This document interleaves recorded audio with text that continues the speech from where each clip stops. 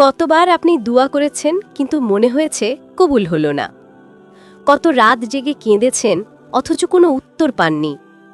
একবার ভেবে দেখেছেন কি আল্লাহ আসলেই আপনার দোয়া ফেলে দেন? আলহামদুলিল্লাহ, আজ আমি আপনাদের সাথে একটি ব্যক্তিগত অনুভূতি শেয়ার করতে চাই। দীর্ঘদিন অপেক্ষার পর অবশেষে আল্লাহ আমার একটি বিশেষ দোয়া কবুল করেছেন। শুধু তাই নয়, সেই দোয়া কবুলের সাথে সাথে আল্লাহ আমাকে চেষ্টা করার তৌফিকও দিয়েছিলেন। আর সেই চেষ্টাতেই আল্লাহর রহমতে আমি সফল হয়েছি। প্রিয়দিনী ভাই ও বোনেরা, আমরা অনেকেই দেখি দোয়া কবুল না হলে হতাশ হয়ে যাই।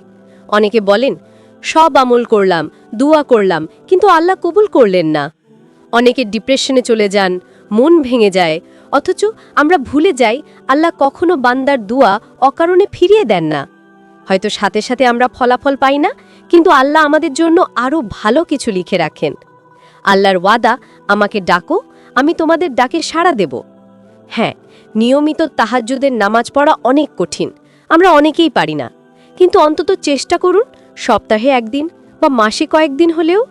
গভীর রাতে উঠে যখন একান্তভাবে আল্লাহকে ডাকবেন, আপনার চোখের পানি যখন গড়িয়ে পড়বে, সেই মুহূর্তে যে অনুভূতি পাবেন তা ভাষায় বোঝানো যাবে না।